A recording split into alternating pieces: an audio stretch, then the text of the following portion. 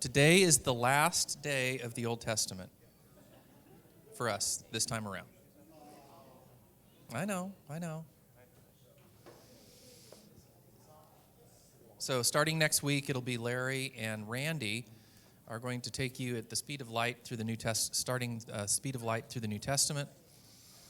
And when we get to the end of the New Testament, Daryl and I are going to pop back up and do probably something like 8 weeks on the book of Revelation. And try to help us see that in a light that's helpful. Testing. Is this on? We're good now? Okay. Okay, so I'm a reader / listener of books, and I love movies. So I just digest all of that stuff. So I have read The Hobbit 3 times over in my lifetime. Once as a very young child, and then once in the younger, and then once in the last 4 or 5 years. When the Hobbit movies came out, I thought, this is perfect. The Hobbit's not very long. They can condense it down. It'll be one movie, and they stop dragging it out into all these different series. This will be perfect. And I didn't know, this is very important, I didn't know that they already had 3 movies set up. So we're 2.5 hours into this first movie, and they come out onto the top of the mountain, and they look off into the distance. And if you're familiar with this book, they see the Misty Mountains, which is where they're trying to get to. And Bilbo says, well, we've made it through the hard part. It's smooth sailing from here.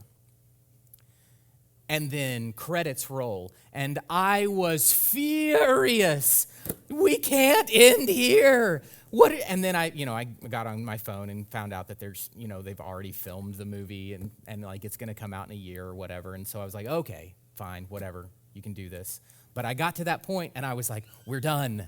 We're going to get to this. And then I find out that there's so much more after that. Hey, we're finishing up the Old Testament. There's so much more. And I mean, story-wise, and we can get in, the history part of it, the deep dive into the Gospels that's getting ready to happen, all of that stuff. There's so much more. But I feel like we got through it, and we're like, all right, we got it. Smooth sailing from here. We've just, in what we're talking about this morning, we're rebuilding the walls. Nehemiah chapter 3 may be my favorite chapter of the Bible. And we'll get to that in just one second. But we're rebuilding the wall. Everybody's there. We're bringing priests. We're bringing musicians. We're setting up shop. We're talking about the Sabbath. We're talking about who's doing what. Everything's great. It's smooth sailing from here. Roll credits. And now we're going to have next week we're going to start. I think tomorrow is actually the last day of the reading of the Old Testament. And spoiler alert, I just read ahead and we're just going to mix it in with this week. And then Tuesday starts New Testament, and that's what we'll start up next Sunday. So, with that in mind, we're going to try to super thoroughly and exhaustively talk about the books of Esther, Nehemiah, Malachi, and Joel this morning. So, if you guys have lunch plans, cancel them. We're going to be here for a while. Okay. We didn't get to talk about Esther last week, and I really wanted to do it, and I want to talk about one thing specifically. I don't need this for that. One thing specifically, and this is very, very dependent on your input for this question, and this is where we're going with this. Personally, and I'm not telling you what to believe, and I'm not telling you wrong if you believe on the other side of this. Personally, the phrase, everything happens for a reason, rubs me the wrong way. I don't like that.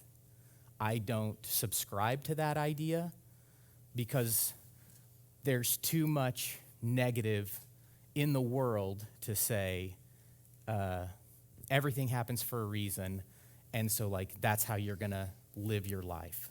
So do you mean everything happens for a good reason or everything happens for a reason? Some of the reasons are bad. Sure. Sure. Yeah, okay, I'll give you that. Yeah, not everything happens for a good reason. Okay. Yes, thank you. That's a good qualification for this. Like, it's hard to say that to someone who's just lost a parent.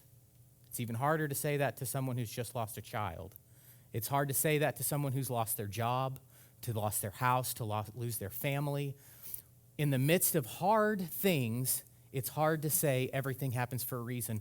I beg that you never say that to somebody in the midst of that, please. Even if you believe that, don't. Like, that's a good way to end that relationship. On the other side of this, there's the book of Esther. And Esther is told in the midst of, so she became queen, the very quick rundown of this. She pretends to not be Israelite, a Jew, so she can become the queen for X number of reasons. She gets to become the queen, and so she gets to like help shape a little policy as far, I say policy, she gets to help not have the Jews exterminated. I think that's the easy way to say that. So she's working in that, and I'm going to go blank. What's the other guy's name? Mordecai. Mordecai says to her, maybe you were put here for such a time as this.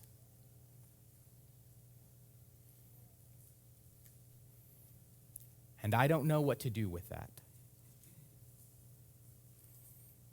Because there's so many things wrong with the idea of everything happens for a reason. And then you read Mordecai saying to Esther, maybe you were put here for such a time as this. Where do you fall on this? I got one hand back here first. There's a lot of bad things that happen because people do bad things. You know, drunk drivers kill people. That's a reason. It's an explanation as to why that happens, because this person was inebriated and they drove their car real fast and hit this other car in physics, and people were injured and killed. Mm-hmm. Does this mean it's part of a larger plan? No. Can God make something good come out of that? Yes. But was it the plan for those people to be injured and killed by the drunk driver? I don't think so. You know, Job, this horrible thing happens to Job, and God never explains it. Yeah. But he accepts Job's apology at the end for questioning how God runs the universe. Maybe what Mordecai says is not, everything happens for a reason, Esther. Right. What Mordecai says is he's trying to sort of buck her up to do something that's very dangerous. And he sort of puts this into context for her. There is, well, what the other thing that he said is if you don't do this, God will deliver us anyway. Mm-hmm. But maybe this is your role. You know, you have the opportunity to do something here that can make a difference. Are you going to do it or not? And Mordecai is not making a large statement. The large statement that Mordecai makes about God and the universe is, if you don't rescue us, God will. It'll happen. Don't you worry about that. But what he's telling her is a specific thing to her. Maybe this is why you were put into this position.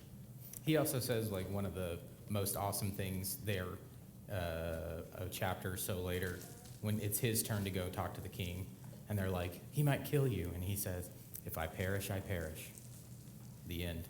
Period. So, that's good. I like that. Yes, sir. You have Romans 8:28, when it talks about all things working for good. Mm-hmm. Now, that does leave an impression to some people that you doesn't have a negative effect on our lives, but it's how we react to all the things that happen, who we turn to for good. Mm-hmm. Yes, it is hard to explain to someone, and I have seen this verse used out of context so many times it makes you want to cry. But we hear that, but we also, then we have what was mentioned just a moment ago about being in places where we're able to be of help. And I think that follows up with what he said in Ephesians. There are works planned for our lives. And if we don't fulfill it, someone will. But things have been planned. Now, how far you want to carry that, it varies with different individuals. I've heard the expression used, and I feel very strongly about it, that you're not here by accident in your life. If you've turned your life over to Christ, wherever you are, it's not by accident. You're being used for a reason, if you submit to that. That's good. So what you said about rubbing you the wrong way, that phrase is very harsh. Mm-hmm. We could use other phrases to put some of the same ideas together, but it is harsh. Right. And especially when you have someone that's in a sad situation or grief, it's very harsh. That's good. Thank you, Randy. Yes, sir. So I like that John differentiated your questions, because if you're asking, does everything happen for a reason? Yes, God as the ultimate causality of everything. Nothing can happen without God ultimately being the first link in that chain. So, but that's not what you're asking, right? You're asking, does everything happen for a good reason? Yeah, I would say not necessarily. I think that sin is part of God's ultimate plan of ongoing creation and redemption. But we, as humans with free will, we bring sin into the world as an attempt to rebel against God's order. You know, he gives us laws. Jesus is, in Greek, the logos, the way. So when we sin, it's somewhat an act of rebelling against that. So, no, like that's chaos. It's the opposite of reason. Probably the easiest way to understand sin is to think of it as anything that is outside of God's plan or out of God's design, right? So he puts free will in the world, and what is Satan's job? What's Satan's job? To pull you away from God. To undo and to remake what God has made, right? I've always thought, what's the one thing that Satan will never do? He will never submit. He will never submit him. He's already decided he will never submit himself back to God. What is the core of Israel's problem? They are struggling, submitting themselves back to a good God. So everything happens for a reason, because some people choose not to submit, and that has consequences. But we believe that God conquers all. We believe that God can redeem all things that are willing to submit themselves to his will, right? And so we live in this blender, this high-speed destructive blender, where we keep looking for the final time when God puts everything back together the way that it was originally supposed to be. And we all have to understand that while we want to exit the blender, we all still have our hand on the pulse button, right? We're two things going on at the exact same time. And so that's this mess that we live in. I just thought it would be fun to discuss giant moral quandaries You know, we have involving 3 God. more books to go. 3 more books.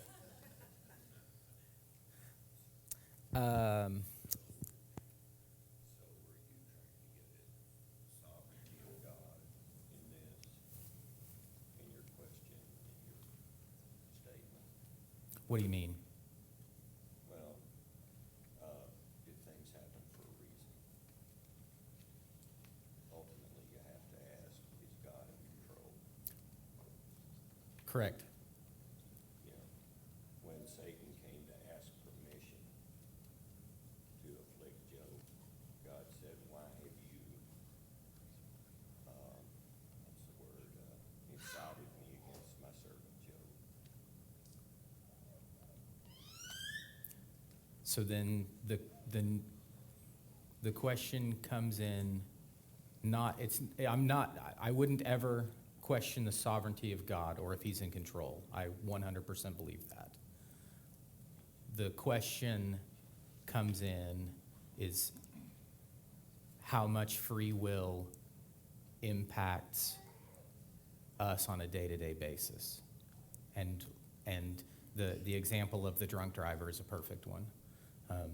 Because was the reason for, like, did God, like, have written in his book, so-and-so will die from a drunk driver today, and so then whenever they die, you get to go to their widow and be like, it's fine, this was their day, you can just relax. You know, like, you know what I'm saying? Like, that's where I'm going with that, is like, that's a hard sell to someone in the midst of grief. Like, don't do that. But yes, is God in control? Absolutely. So, like, what's that balance? That's why I brought this. I thought that would be a fun discussion question. Yes, ma'am. God is not linear, where there's just this line and everything follows this. He's multi-dimensional, complex, The multiverse. multi-layers, he's everywhere, all the time, working his will, if you're willing to follow his will. And if you're not, then you get the consequences, that sort of thing. But it's not just a line and you have to follow that, because God's everywhere, doing it all the time. Anthropomorphization, is that the right word? Where we put, like, human qualities into inanimate objects. Look at this rock, it looks so happy. No, it doesn't, it's a rock, things like that. I think we do that a little bit with God, because I have my understanding of everything in the world. And trust me, I know everything in the world, right? I mean, obviously I don't. Like, let's put that disclaimer in there. But when I'm like, well, why would God do this? I have no idea. I am so limited. I'm not intelligent by human standards, let alone God's standards. So, like, why in the world would I think to... That's actually been one of my biggest takeaways from this, from all of the Old Testament reading, is I think I know less about what I thought God wanted, like, when I started this, than I originally thought. Like, I am so finite, and I want to, like, understand, like, why God does everything. And sure, I'd love to ask, but, like, that, me not knowing doesn't mean that it isn't a gigantic ball of twine that intersects at 1,000 points every second across the entire world that he knows about and I know nothing about. And we may never know. Right. And that's where we trust. That's it. That's exactly what faith is. So.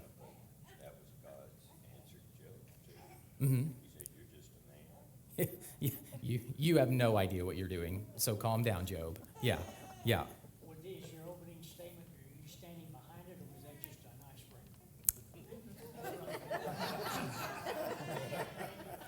I'm standing behind it. I don't like that idea. I don't like the idea. I don't like the idea because of what that phrase has done to people inside and outside of the church from church members. So you're saying it's the phrase? Yes.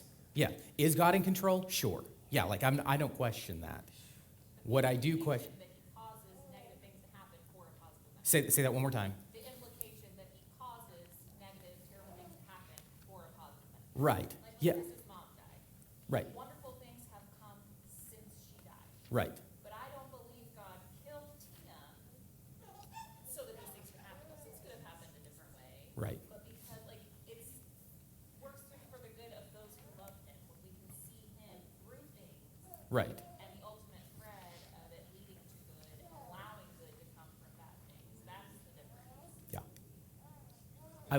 Yeah. This is that core question. Remember, I've asked this question before, that we as Christians, when we have our honest moments of doubt, right, when we sometimes think, wait a minute, just real briefly, is this just a big science experiment that went wrong and we're all here, or is God really God?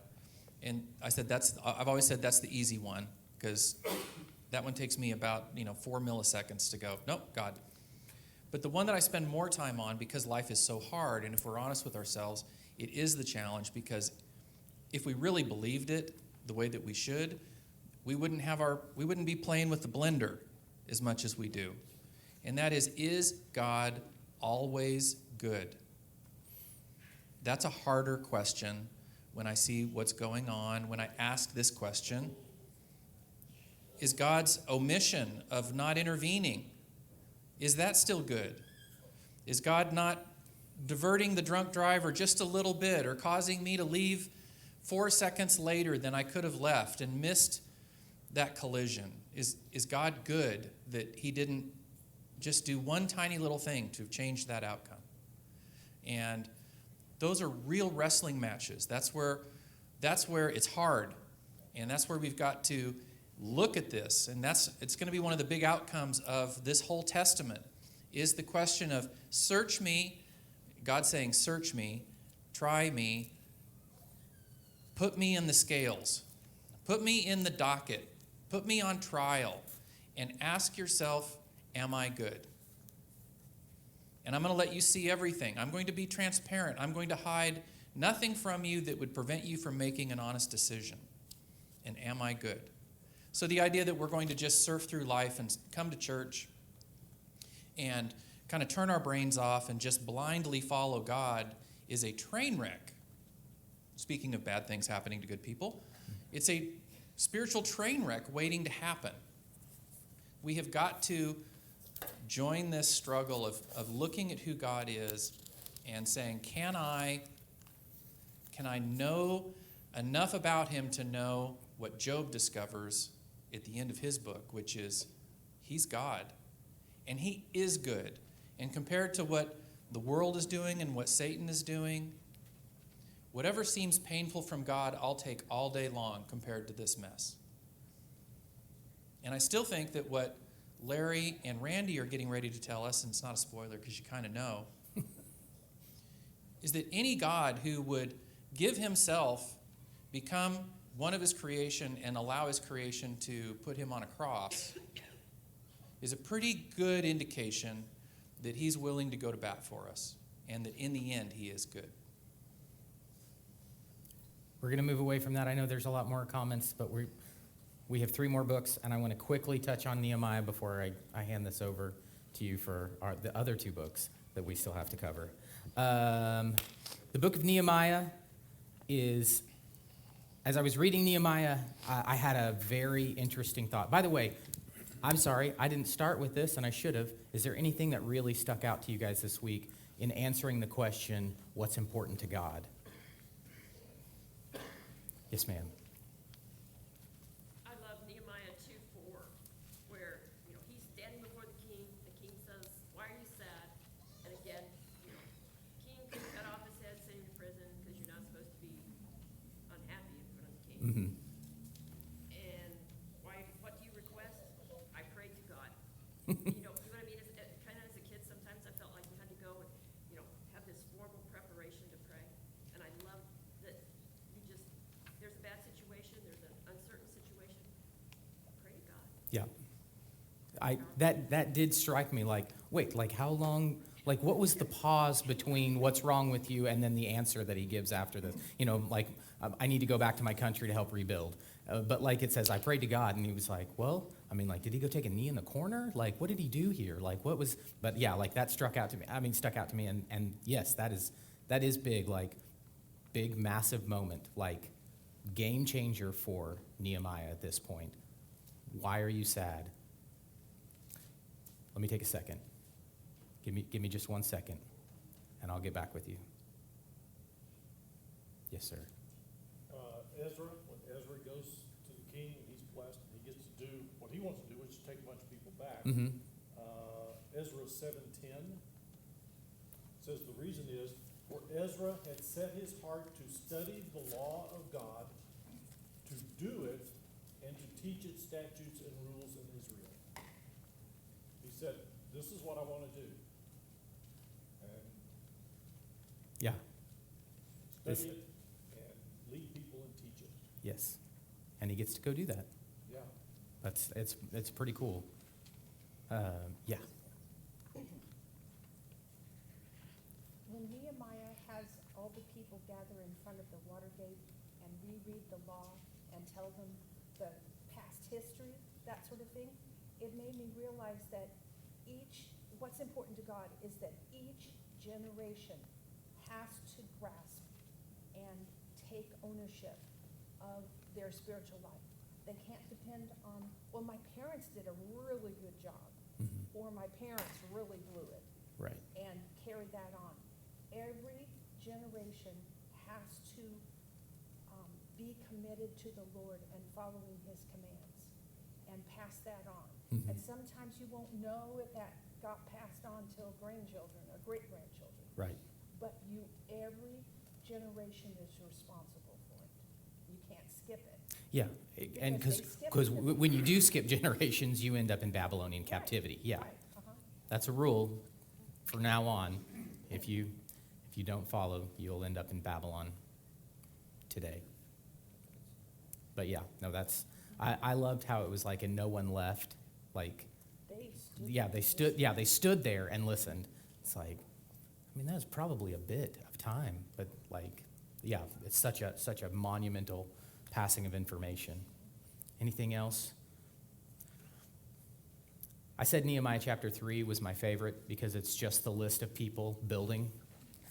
And so built it near his house. And then next to him, so-and-so built it near his house. And what stuck out with me on this was how many people were involved in the rebuilding. This wasn't like Nehemiah and and Ezra went back and they gathered a group of people and they rebuilt the city. No, they went back and everybody rebuilt the wall and rebuilt the city. And everybody came together, and it was very communal how they worked together.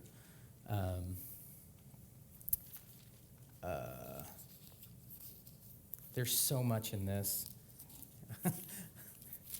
I know. This is my last thing. I promise this is my last thing. I hit a point.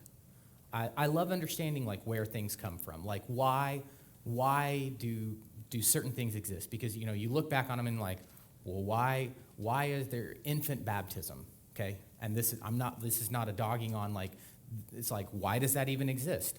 And you can follow early Catholic Church, and there is a line of reasoning that brought them to that. Now, do I agree with that? No, I do not agree with that.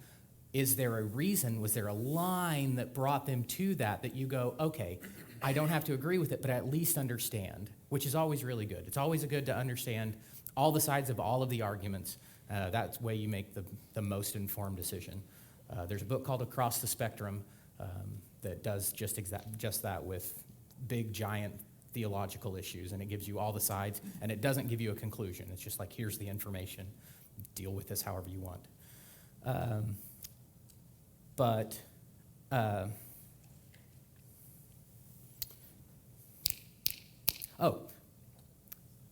I understood just for a second the legalism that we see in the first century in Jesus' time. Because for hundreds of years, 32 AD, Jesus is in the middle of his ministry. I'm just saying 30 to 33 is Jesus' life. This is not a time to argue about dates. I'm just putting those out there for placeholders. 32 AD is Jesus is in the midst of that. Everything up to for the last 300 years before that has been post-exile, where the leaders are trying and begging them to not fall out of line, to follow the law as closely as you possibly can, because God says, I will bless you if you do this, and I'll send you back into captivity if you don't. And so they try and they adhere, and it had to have started out with the best of intents. I'm like, we're gonna put people in charge of this, and what we're gonna do is we're gonna make sure that we follow every letter of the law, like no matter what it looks like. And it's gonna look awful sometimes, but we've got to do this. We've got to be in line with God, because otherwise bad things will happen to us. And then because we're people, that takes askew, and there's power trips, and there's a lot of different things. But I understood legalism a little bit when it gets to the point where they read Nehemiah 13. On that day, the book of Moses was read aloud, and the people listened, and there was found written that no Ammonite or Moabite was ever to enter the assembly of God, because they did not meet the sons of Israel with bread and water, but hired Balaam against them. So when they heard the law, they excluded all foreigners from Israel. There's more with tithing, because they kind of let that go a little bit. There's like they kind of ignored the Sabbath, and so like they really crunched down on that. But there's this sense of like we can't fall out of line anymore, and they take it too far, which is what we see in the New Testament. What we see in Jesus' time legally is they've taken it to the nth degree, but they're trying so hard to follow this rule because they don't want to end up losing everything all over again. Does that make sense? Anybody want to argue with that? Does that sound all right? That was my last. I had 40 other bullet points, but like that was my last big one. So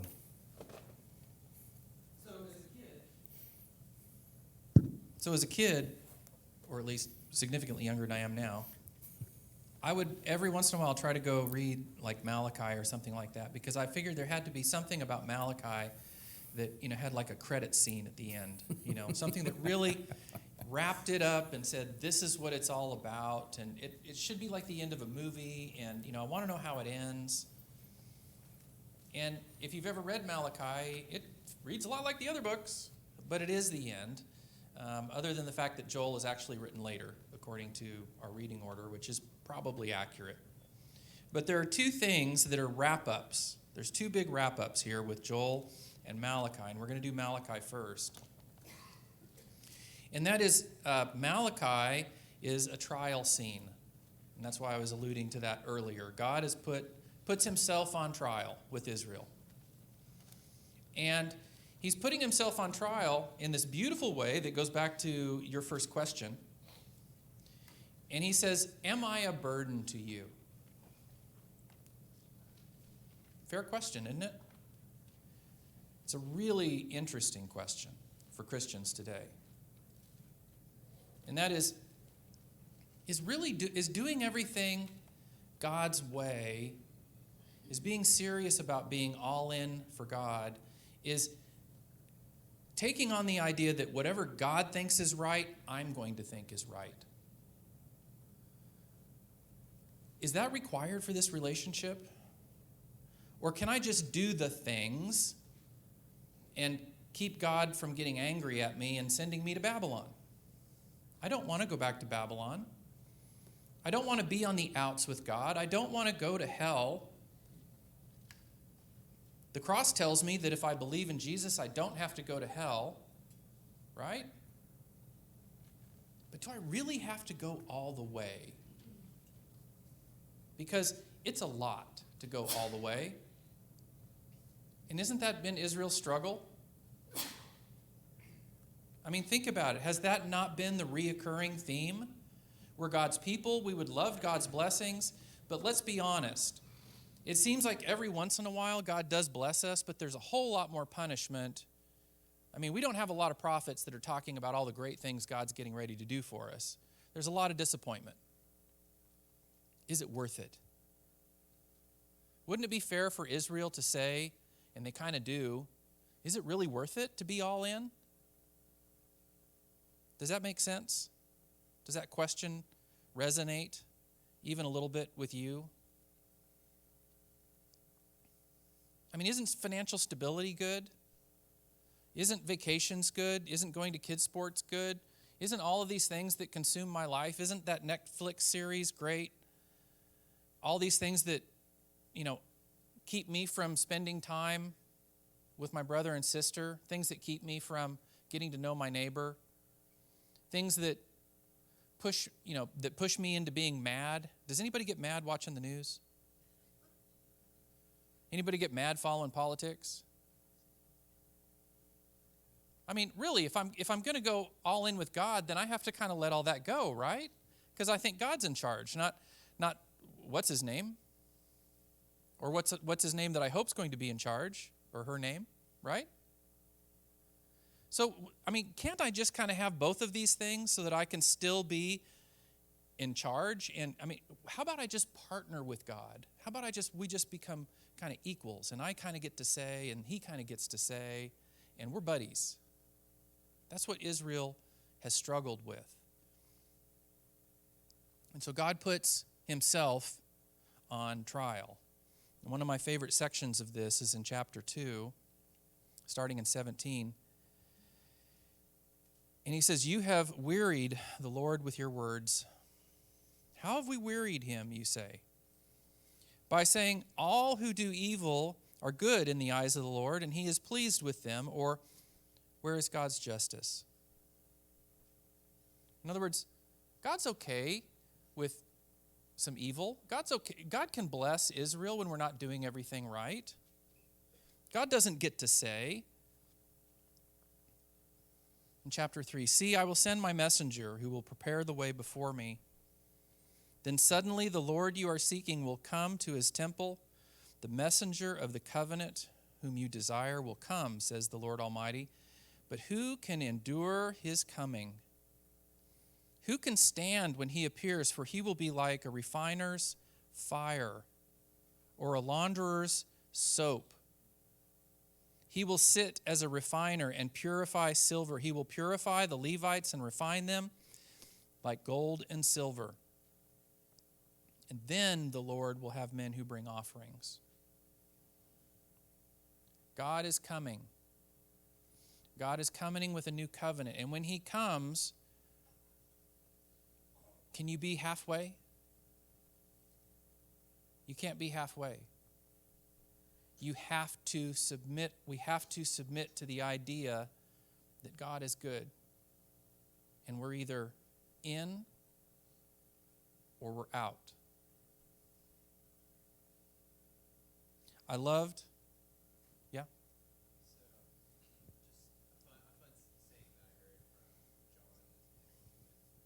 Was like you're talking about, when we have these doubts about things that are happening or that God does,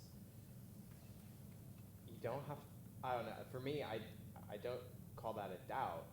I never doubt God. Mm-hmm. So the saying is, 10,000 difficulties do not have to equal a single doubt. So you can have difficulties with it, Mm-hmm. but I never doubt. I say what I say that way to invite you to struggle. Because if you do struggle with what God's doing, you pick up the name of Israel. I mean, we are a people who struggle with God. I get that. But I think it's okay for us to talk about our struggles. I think it's okay for our struggles and our doubts to be worked out in community. One of the things that I hope you hear from Daryl, who's very transparent about his faith and his faith journey, and I want you to hear from our teaching crew, is that we all have the same human experiences. And if you're having an experience, it's not new to you. You're not the first person to experience it. And faith is hard. Faith is earned. And there will be challenges. Daryl talked this morning in his sermon. He couldn't have set this up any better. He talked about God being a God of abundance, not a God of scarcity. But yet Israel here is putting God on trial for being a God of scarcity. God, is it really worth it? I mean, sure, we'll bring you sacrifices. We're not going to bring you our best because we need that. You don't build a flock by sacrificing your best goats or sheep or whatever, right? You build a flock by using your best to advance your cause. That's how managing a herd works. They're not doing that. They're using injured and sick animals. Everything is a half measure. They're like, hey, we're trying to do the sacrifices and we're trying to do the festivals. And God says, just stop. Just stop. You're not all in. And since you're not all in, you're out. So nothing has changed. Nehemiah comes and he has this great fervor to rebuild the walls, and they do. They rebuild the walls, but they haven't really changed any hearts. And that needs to be a warning to us. When we come into this space, we need to recognize that we are a group of people who are going to struggle with our hearts. That the people that you're sitting in front of and behind of are people who struggle with renewing their hearts. It is a challenge for us. I was thinking this morning as Dara was preaching, because we are a growing group. During the summer, you don't feel it, right? Look at all the space. There was a lot of space this morning in worship on Sunday, and the college students aren't here yet. But we're still growing a little bit even during the summer. I've heard a lot of people say the last thing I would like to see Oakdale ever do is go to 2 services. Really? Is God a God of abundance or a God of scarcity? Is Oakdale a place of abundance, or is it going to be a place of scarcity? What do we do if God keeps sending people to us? Who are we going to be? What is the challenges that we will be asked to deal with? Did I say something? Oh, well, he's cute. Yeah.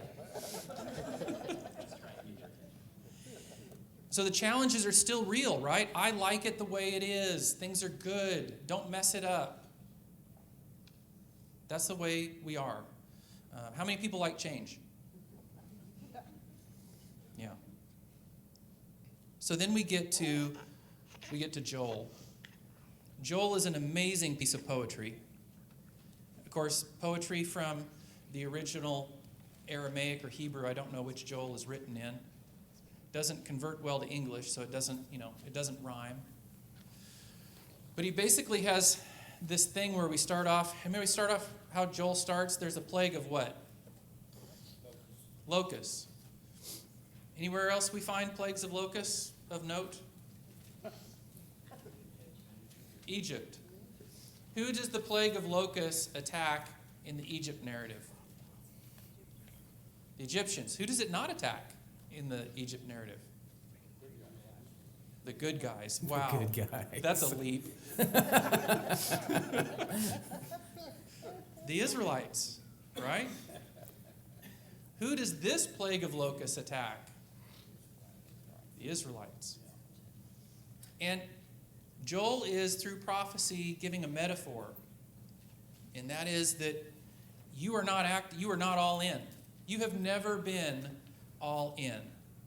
I have shown you since day one of calling you that when you are not all in, I can't be part of you.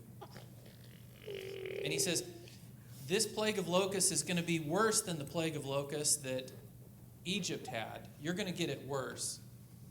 But there's also this metaphor that it's not just a plague of locusts that's coming, it's horses and chariots. And they're going to siege and destroy Jerusalem. What is that a foretelling of? 70 AD. The coming of the Romans. So even as we're wrapping up, you get to your first ending of the Hobbit movie. Oh, so angry. Sometimes at the end of part 1, they give you some scenes from the next movie. And remember, Daniel gets some scenes from the next movie in his last vision that he doesn't like. We're getting it again here, which is, I'm going to undo this. I'm going to put an end to this. We're going to be doing something that is fundamentally changed. And you are going to be fundamentally changed through all of this. And the big thing that's going to change is that instead of God trying to solve Israel's problems by punishing Israel, God is going to solve Israel's problems by allowing his son to be punished. Is that not the craziest thing you've ever heard in your life? Tell me today what you would like to see happen in Ukraine. Tell me today what you'd like to see happen in Washington, D.C. Tell me today what you'd like to see in all of the places where violence exists in this world. You want to see somebody make it right. You want to see somebody bigger come in and push the bad guys out.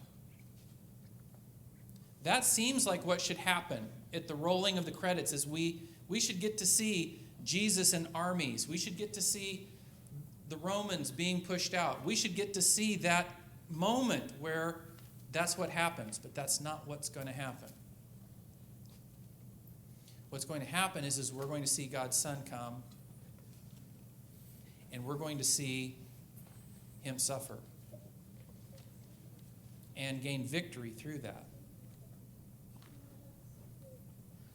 So if you haven't read Joel yet, because it's the last day of our reading, if you haven't read Joel yet, look at the imagery, the predictions of both who Israel has been, what God's going to do about it, and what the final solution is going to be.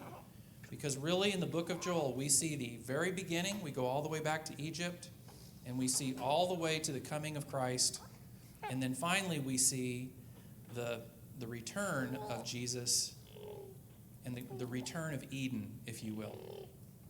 Okay? So that's how we wrap up. I have 2 minutes left.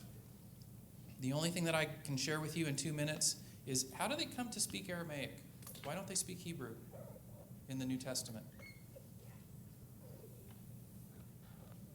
Why is Aramaic what everything gets written in? They're Hebrews. They're Jews. They have their own language. Yeah. How many of you have either a grandparent or a great-grandparent who's from another country and didn't speak English? As they've gotten older, I think their English is gone again. Mm-hmm. It's back to being just Urdu. How's your hairdo? Terrible. I can count to 10. Do you see that? 50 years. It only took 50 years for his grandparents who moved from Pakistan, and he can't speak the native language. But my English is so much better than theirs. In their faces. Yeah. They moved here, dang it. Yeah, not your fault. No, but think about it. That's 50 years, right? How long are we talking about the full captivity till the full return to Jerusalem? Minimum of 70, because a lot of them don't come in the first wave. So 80 years. Let's call it 70 to 80 years. Almost 100, but 70 to 80. That's a whole other generation. See that little squirt sitting right there causing trouble?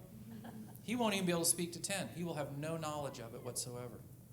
So the fact that they don't speak Hebrew makes total sense. They speak Aramaic, which is the language that's basically permeated through the Persian realm. Does that make sense? Any comments? 2, 1, we're done. We did it in an hour. So thank you. Get ready. Start reading your New Testament. And thankful for Larry and for Randy for guiding us through that. This has been good. Thank you.